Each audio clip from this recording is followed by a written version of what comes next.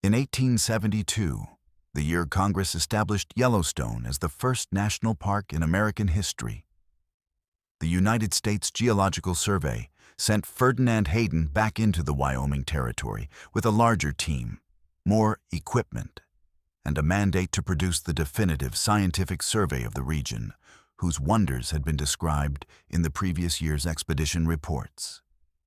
Hayden had been to Yellowstone before. He had the trust of Congress, the backing of the Smithsonian Institution, and a team that included the photographer William Henry Jackson, whose images from the 1871 expedition had done more than any written report to convince skeptical legislators that the place was real.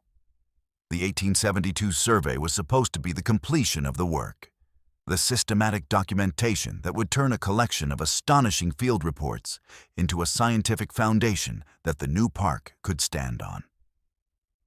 The survey was conducted. The photographs were taken. The geological samples were collected and catalogued.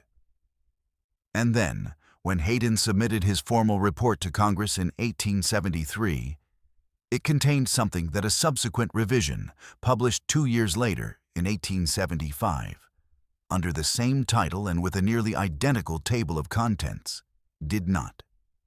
It contained a notation on a map of the Yellowstone Plateau's northeastern quadrant of a series of structures that the survey team's cartographer had labeled, in the notation style of the period, as stone formations, apparent artificial construction, origin undetermined.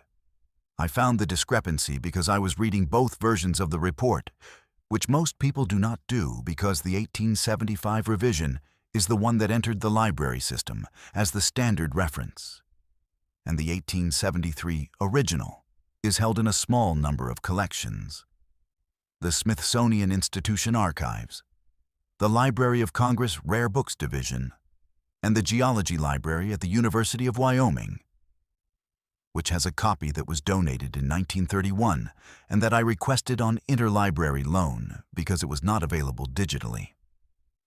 The 1873 map of the northeastern quadrant and the 1875 map of the same area are not the same map. The 1875 map is smoother, it is more polished, and the notation about stone formations of apparent artificial construction is not on it. What is on it in the corresponding location is a topographic rendering of the terrain that gives no indication anything was observed there beyond the usual volcanic geology of the plateau. The observation did not survive the revision, and the revision is what has been cited for 150 years as the definitive record of what the 1872 Hayden survey found. By the time this reaches you, you will understand what the 1873 map shows, what the field notes from the survey members who worked the northeastern quadrant describe, and what happened to Ferdinand Hayden in the years between the 1873 submission and the 1875 revision that explains why the two versions of his own report are not the same document. The northeastern quadrant of the Yellowstone Plateau, the section of the park that encompasses what is now the Lamar Valley and the high country above it toward the Absaroka Range, is the least geologically dramatic part of Yellowstone, which means it received less attention from the survey teams of the 1870s and from the tourists and researchers who followed them than the geyser basins and the Grand Canyon of the Yellowstone to the south and west. The geysers were the spectacle.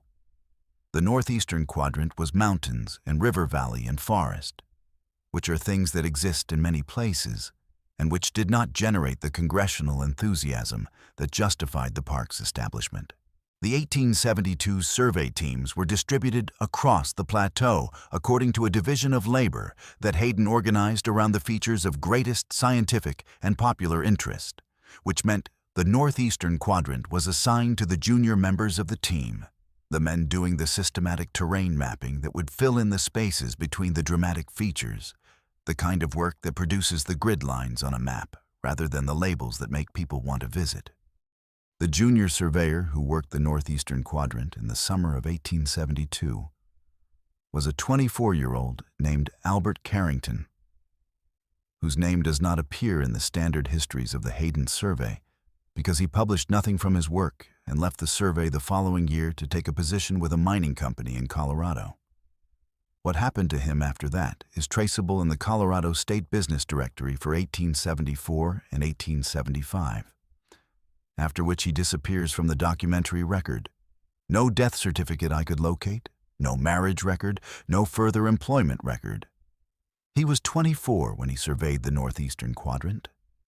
He was one of dozens of young men who passed through the federal survey programs of the 1870s without leaving a mark on the literature, doing the systematic terrain work that the more famous figures relied on and that the histories almost never discuss.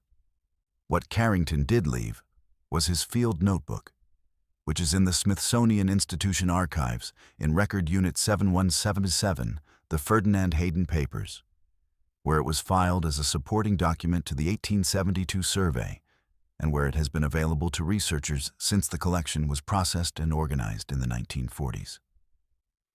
I want to be specific about its accessibility, because I have found that people sometimes assume documents like this must have been hidden or difficult to reach. It was not hidden. The finding aid for Record Unit 7177 lists Carrington's notebook in the box-level inventory. A researcher at any institution with a Smithsonian research agreement can request it. The notebook has been cited, as far as I can determine from the scholarly literature, twice in 80 years. Once in a 1967 University of Chicago dissertation on the administrative history of the early national park surveys, which quotes a passage about survey methodology, and once in a footnote in a 1992 article in the Annals of Wyoming that quotes a single sentence from Carrington about the weather conditions in the northeastern quadrant in August of 1872. Neither citation reflects a close reading of the full notebook. Nobody, in the literature I have been able to access, read it all the way through before I did. Carrington's field notebook covers 51 days of survey work in the northeastern quadrant between July 14th and September 3rd, 1872. The entries are methodical for the first 30 days. Terrain descriptions, elevation measurements, notes on geological features, observations of wildlife that Hayden had asked his team to record. On August 17th, the entries change. Carrington writes that he has reached the upper portion of a creek drainage that his transit measurements place approximately 9 miles east-northeast of the present-day location of Tower Junction, and that he has encountered, in a meadow on the eastern slope above the creek, stone walls of dressed construction, in courses, partially collapsed but of evident original height, covering an area I estimate at not less than 12 acres. Dressed stone, in courses, partially collapsed but of evident original height, covering 12 acres. In a meadow 9 miles east-northeast of Tower Junction, at an elevation that Carrington's measurements place at approximately 7,400 feet above the tree line of the surrounding Absaroka foothills, in a location that the geological literature of the Yellowstone region describes as having been covered by volcanic deposits from the Yellowstone caldera's last major eruptive cycle approximately 640,000 years ago. Deposits that form the surface geology of the northeastern plateau, and that predate any human presence in North America by orders of magnitude. This is the part I keep returning to. Because if the stone walls Carrington described were sitting on top of the volcanic geology of the plateau, as they would have to be if they were constructed by human beings, then they are post-volcanic in origin, which places them in a window between the end of the last major volcanic episode and the summer of 1872. That is a wide window. Human occupation of the greater Yellowstone region has been documented by archaeology back at least 11,000 years. To Clovis period and pre-Clovis hunters who followed the megafauna herds through the high country. 12 acres of dressed stone walls partially collapsed at 7,400 feet in the northeastern quadrant. That is a substantial structure. That is not a hunting camp. That is not a temporary occupation site. That is the footprint of something that was built to be permanent, by people who had the organizational capacity to dress stone and lay it in courses, in a location that no subsequent explorer, surveyor, tourist, or researcher had reported before Carrington arrived, and that no one has reported in the 150 years since. Consider the entries that follow. Carrington spent 5 days at the site, which is more time than he spent at any other location in his 51 days of survey work, and which suggests he understood that he had found something that warranted documentation beyond the normal survey protocol. He measured the walls where they remained standing. He sketched the floor plan of the largest structure in his notebook, a sketch that is still there. On page 47 of the notebook, a rough rectangular outline, approximately 200 feet, on its long axis, with interior divisions, that he noted as possibly indicating separate rooms or functional spaces. He collected samples of the dressed stone, which he described as a basalt of local origin, worked with metal tools rather than stone tools based on the character of the cut surfaces. He noted that the joints between the dressed courses showed evidence of a bonding material he could not identify, which had largely deteriorated, but whose presence he could trace as a thin residue in the mortar lines. And he noted, in an entry dated August 20th, that he had found, at the approximate center of the largest structure's floor plan, a depression in the ground that appeared to be the top of a sealed shaft, approximately 4 feet in diameter, with a stone cap that he estimated at several hundred pounds and that he and his assistant could not move. He marked the location on his survey map.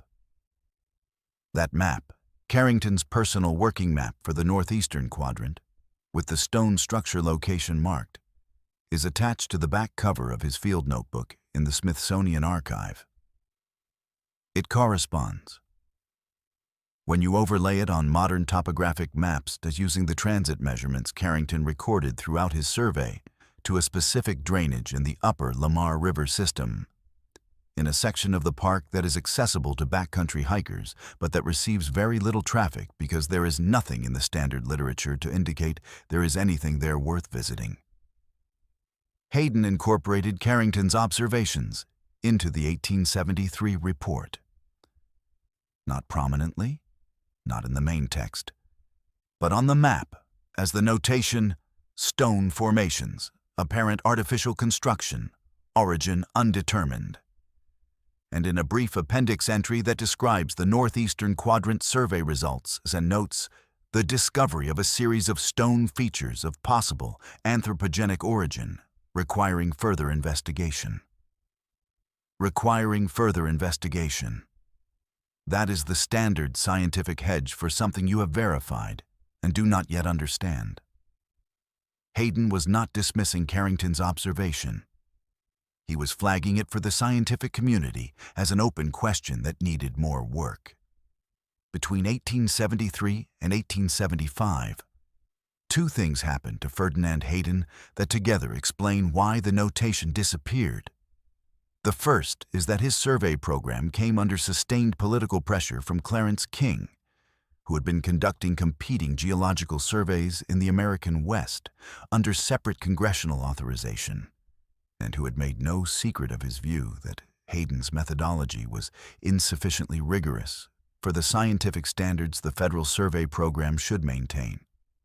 The rivalry between Hayden and King was personal, methodological, and deeply institutional. And it was playing out in exactly the congressional committees that controlled the budget for both their programs. Hayden's 1873 report had received criticism from King's allies for what they characterized as insufficient discrimination between verified observation and field interpretation. The argument that Hayden was allowing his surveyors to make claims that the evidence did not fully support, which in the political culture of congressional science funding in the 1870s was a serious charge. The notation about stone formations of apparent artificial construction produced by a 24-year-old junior surveyor working alone in a quadrant that no senior team member had verified, was precisely the kind of claim that King's camp could use to argue that Hayden's surveys were generating conclusions that outran the evidence. It did not matter whether Carrington was right. It mattered whether the notation was politically defensible. The second thing that happened is that Ferdinand Hayden met Josiah Whitney, then the most influential figure in American academic geology, at a scientific society meeting in Washington in the winter of 1873 and 1874. Whitney had spent years arguing, against the emerging consensus of American archaeology, that there was no evidence of any complex pre-Columbian civilization in North America north of the Valley of Mexico, a position that was central to a broader view of American prehistory that the academic establishment of that period found useful for reasons that extended well beyond geological evidence. Whitney had been publicly skeptical of the Calaveras skull, of the mound builder interpretations that were then actively debated, of any claim that suggested a sophisticated indigenous presence in North American prehistory that would complicate the narrative of an essentially empty continent waiting for European settlement. A Hayden survey map notation describing 12 acres of dressed stone construction in courses at 7,400 feet in the Yellowstone Plateau was not consistent with Whitney's position. It was not consistent with any established position in the official prehistory of the region. And Hayden, fighting for the survival of his survey program and his professional reputation against Clarence King's institutional challenge, needed Whitney's endorsement in a way that the notation on a single map quadrant that no one was paying attention to could not justify resisting. The 1875 revision removed it. The appendix entry was condensed, and the language about anthropogenic origin was replaced with a description of unusual volcanic rock formations in the northeastern quadrant, origin consistent with known Yellowstone geological processes. Consistent with known geological processes. That is the language of a revision, not a clarification. It is the language of someone changing what the document says, not correcting a measurement error. The 1875 revision replaced the appendix language about anthropogenic origin with a description of unusual volcanic rock formations in the northeastern quadrant, origin consistent with known Yellowstone geological processes. Consistent with known geological processes. That is not a correction. A correction would include a notation explaining why the 1873 description was wrong. What follow-up observation or analysis had established that Carrington's dressed stone in courses was actually a natural volcanic feature? There is no such notation. There is no record of a return visit to the northeastern quadrant between 1873 and 1875. There is no record of any additional analysis of Carrington's stone samples. There is only the new language, replacing an observation that named what it was, with language that named what it was now required to be. The revision is not a scientific update. It is a political one. Hayden submitted the revision without public comment on the changes between the two versions. He never discussed the northeastern quadrant in any published work or correspondence after 1875. In the 8 years he continued working before a neurological illness forced his retirement in 1883. He died in 1887. Carrington had already disappeared from the documentary record. The two men with first-hand knowledge of what the 1873 notation described, one who walked the site and one who received the survey, were both gone before the revision was old enough to examine critically. Hayden never returned to the northeastern quadrant. Carrington was working in Colorado by the time the revision was published.